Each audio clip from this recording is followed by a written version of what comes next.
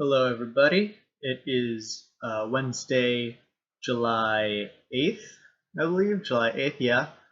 2015, Comic Book Day.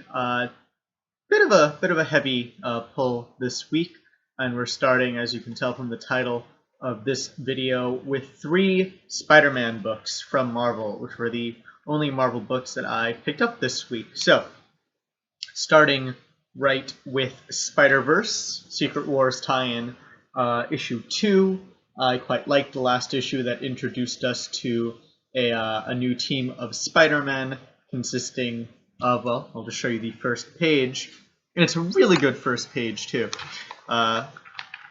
So, the team of Spider-Men we were introduced to last issue.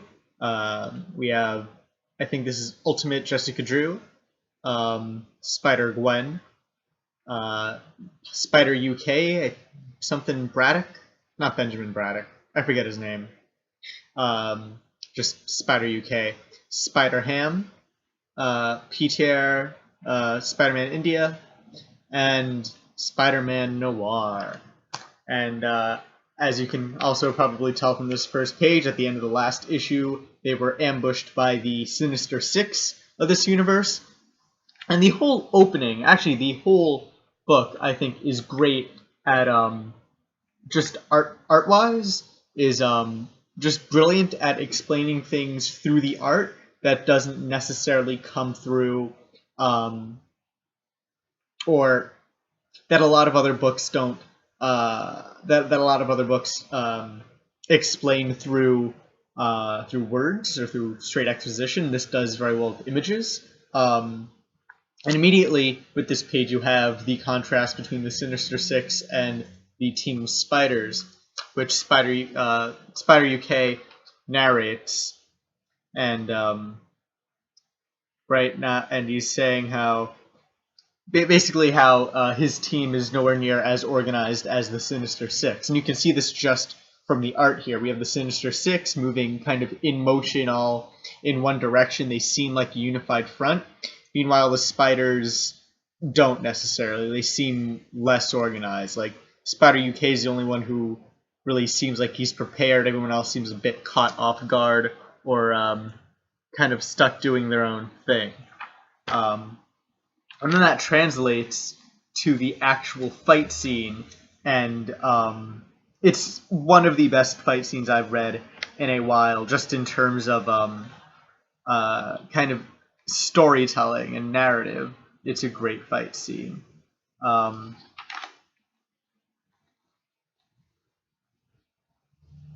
I was wrong about this isn't Ultimate Jessica Drew. It's Anya something or other. Anyway, again, like the art, it's you have the organized. Like you can tell they're all focusing on one point. They're all kind of focusing on Craven's fist here, and they're all curving in towards that. Meanwhile, the spiders are all jumping off in their own directions. Again, you have a Spider UK heading right towards the fist. You have Noir going this way, Gwen going this way. And it's just the kind of flavor and storytelling you get from the art here is amazing. It's so subtle and great. And then during the fight, you continue with Spider-Man UK, and he's narrating, describing everything that the art can't pick up, kind of the things that we would see through motion, or the things going on inside people's heads. And that is quickly contrasted with the villains, when the villains go on their attack, and there's no narration, there's no description. We can clearly see where Spider-Man UK has to kind of verbally tell everyone, hey, you do this, you do that, and out loud kind of organize his team. The Sinister Six is practiced, that are organized. They can react, or they can act, rather, without having to coordinate with each other in the middle of things. They just know what to do. They know how to complement each other. And you lack that narration there. So just really great storytelling through a fight scene, and characterization and all that. And again, opening page is really establishing things. It's almost a masterclass. It is an incredible piece of storytelling. This opening fight scene, and really, I can't recommend it enough. Just for that, just for these first few pages, first maybe third of the book, is worth the purchase alone. But we do have the rest of the book. After they are defeated by the Sinister Six, they are brought back to Norman Osborn, who it seems might be a good guy in this universe, or this section of the universe. Again, it's kind of hard to tell with Secret Wars and whatever. But even after the fight, we have a lot of, just a lot more visual storytelling that really establishes and characterizes gives everyone the nuance they deserve. So immediately in these two panels over here, you have all the characters unmasked, as we see in this panel, and then immediately next panel, Noir's putting his mask on. That tells us he's a guy who likes to play his cards close to the vest. He likes having a secret. And the other spiders leave their masks off almost the entire rest of the comic, but Noir puts his on almost immediately. Then we have a discussion between a lot of the spiders in private, and just their posture here, again, tells us a lot about their character. We have Gwen, who's changing. She's the one talking. She's fidgety. She doesn't know what...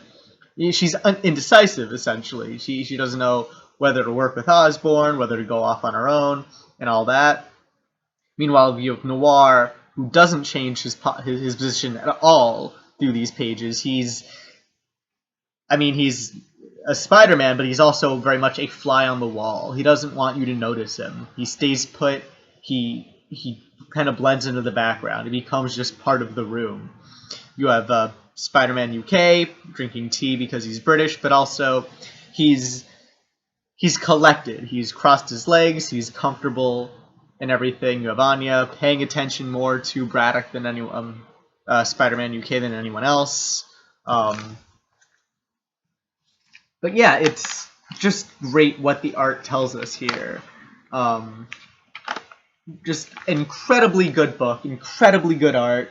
The storytelling, not just separate from the art, also telling a pretty interesting story involving very much a continuation of the Spider-Verse story, where you have all these spiders in one place, again, not remembering where they come from. So where in Spider-Verse, these spiders were all kind of taken from their home worlds. In this one, they don't remember what their home worlds are and are trying to get, I guess, back. It's not quite clear yet. But really, just really, really top-notch comic book storytelling. I really can't recommend it enough if you like Spider-Man. So Spider-Verse issue 2, really, really fun stuff. Next up, we have Spider-Man Renew Your Vows, and it's another good Spider-Man book. Of the 3 Spider-Man books this week, all of them are really great. I really enjoyed all of them. So a bit spoiler for the next one, but I liked it. It's a good spoiler. So yeah, again, great opening few pages here, where we have a dream sequence. You have Peter facing the kind of PTSD/guilt from letting Eddie Brock die at the end of the last issue. He's just facing that guilt of not living up to his with great power comes great responsibility mantra, that he let someone die. And it was in order to protect his family. Like, he had a good reason. He had probably if we were in the same situation, we would take the same sort of action. We'd protect our family over a supervillain. But he's having a bit of trouble living with himself after that. And also, continuing from the end of the last issue, we find out that he's gone underground. He's retired from being Spider-Man, and that in the meantime, the world has been taken over by Regent, who is this new supervillain in this book. Very evocative of kind of the late 90s supervillains, just like the massively overpowered supervillains you would see in comics in the 90s, or late 80s also. So Thanos from the Infinity Gauntlet, Apocalypse during the X-Men event, kind of the Anti-Monitor, I guess, from Crisis on Infinite Earths. These just way too powerful villains, and Regent is like one of those. Really much a throwback to that sort of character and storytelling. And in this book, he's successfully taken over because in the last issue he defeated all the Avengers. Spider-Man didn't intervene, and now Spider-Man has put himself in retirement in order to raise his daughter, who we find out also has spider powers that he wants her to keep a secret. Reminded me a lot of kind of the early plot in Frozen, Disney's Frozen, where Elsa's parents tell her, hide your powers, and Peter says like pretty much the same thing here with the twist on the with great power comes great responsibility. He says to his daughter after the daughter exhibits her powers, we have great power, and with that comes a great responsibility to hide it. So where Peter decides that he's done risking his life and risking his family's life because of the with great power comes great responsibility thing, he's teaching his daughter kind of the opposite. It's also very much like Jonathan Kent in Man of Steel, but I think it works better because, Superman's invincible. Like, in that story, it just doesn't make sense for the Jonathan Kent character who motivates Superman to become a hero.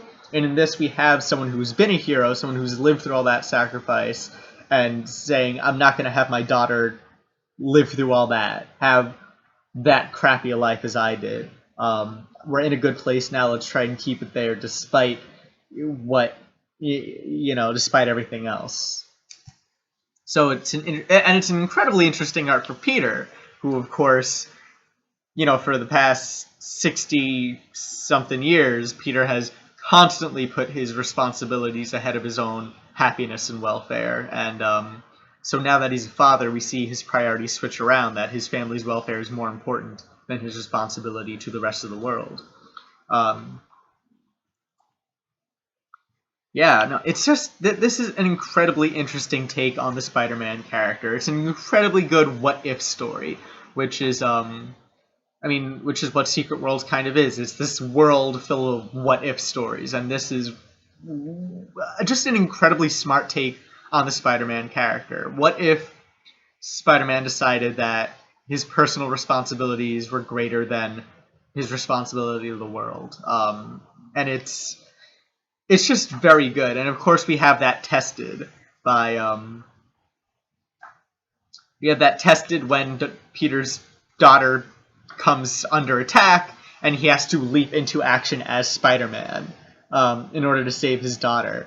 Which is, again, like, you establish Peter Parker's not going to be Spider-Man in order to protect his daughter, and you immediately cut to Peter has to be Spider-Man in order to save his daughter. And it's this incredibly just well thought out, incredibly smart kind of what if, And it's also, like, none of it makes sense. Despite all this flipping from Peter's not going to be Spider-Man, Peter has to be Spider-Man, his motivation for his action remains clear. He wants to keep his daughter safe. He wants to protect his daughter from the life that he lived as Spider-Man. So, and that's incredibly strong. That's an incredibly compelling reason to do something. It's not, you're not asking, why is he doing this? Why is he risking this? It's clear it's for his family, which he finds incredibly important. Of course, it's not only Peter. Mary Jane also runs to their daughter's rescue because Mary Jane is a badass also who's helping in every way she can. And then once Peter actually gets there, he discovers that it wasn't Annie, his daughter, that the villains were attacking. It was a whole bunch of other kids who have formed their own kind of Pee-wee super squad. And Annie, like her father said, is just kind of watching all this fighting go down. Peter eventually does arrive at the school and just kicks ass. We see Peter in full Papa Bear mode, or Papa Wolf, Mama Bear, whatever, just full-on protect my daughter mode, and, revealing himself to Regent, and it is just amazing. This is a comic about fatherhood and about what you do to protect your family, and that story works so well with Spider-Man, who's someone who's always put the needs of others, of everyone else before his own, and seeing, what how this character transforms when he realizes there's stuff more important, that there's stuff he can lose besides his own life, that he's risking the lives of others by doing this. And yeah, just incredibly smart, well done, just really well done stuff. Really emotional and really understandable. You really empathize with everything Peter does in this book and everything Mary Jane does in this book. So just this might be the best Spider-Man story Dan Slott has ever told. And we're only 2 issues in. It honestly might be just the most personal, personally compelling story, and the greatest kind of evolution on the character too. Like, this is Spider-Man like we've never seen him before, but a Spider-Man that makes complete sense as we see him here. It's amazing. Pick this up. And the last Spider-Man book this week is the Spider Island Secret Wars tie-in. Again, really good book. Probably the weakest of the 3, but it is also a #1, and those tend to be a bit shakier than follow-up comics. But again, maybe the weakest, but still very good. This follows another kind of alternate what-if story, and it is what if the Spider Queen won on Spider Island. Spider Island being a Spider-Man story arc from, I want to say 2011, I could be wrong about that. Basically everyone on Manhattan got Spider-Man powers. They're the villain, the Spider Queen over here, also on the cover, who gives everyone Spider-Man powers, but also makes everyone her slave. She runs everything from a sort of hive mind thing. In the Spider Island main comic book from 2011, Spider-Man won. He reversed everything. Everyone went back to normal. But in this book, he lost. And we have a flashback to him losing, or to everyone losing, rather. And it's, the death of a hero sort of thing. We don't see what happened, so, first rule, or, I don't know, it's one of the first 3 rules of comics. If you don't see the dead body, there's a chance it's not really dead. So we see Spider-Man get taken away, and we hear Venom, who is the kind of main character in this book, and we hear Venom through his inner monologue say that Spider-Man was ripped apart. Of course, you got to keep your distance from that sort of thing. You got to be a little skeptical with comic books and death. But this story does follow from kind of post-apocalyptic Spider Island Manhattan. You have a small resistance group led by Agent Venom, Eddie Brock, but good guy this time, unlike in Renew Your Vows. And he's leading a crack team of freedom fighters, along with the Vision, Jack Russell, who's this werewolf guy, and a couple other heroes, Jessica Drew, Spider-Woman, and they are trying to reverse it. They're fighting a losing battle, but they're trying to reverse the Spider Queen's virus, turn everyone back to normal, including most of the Avengers who have been turned against them. So we have Spider-Hulk, who is just an amazing design, an 8-armed Spider-Hulk. It's genius stuff. And as I showed you before, most of the other Avengers have been Spider-fied and taken over by the Queen. Spider Captain America over here, Captain Marvel, Hulk, Hawkeye.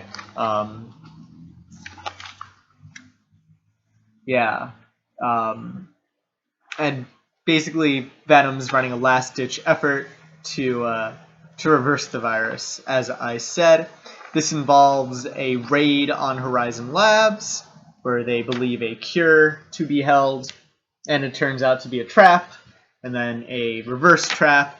And basically, where we go, by the end of this issue, we are left with it's great stuff. We are left with the team reversing the Spider-Woman, the Spider-Virus, by turning them into basically universal horror monsters.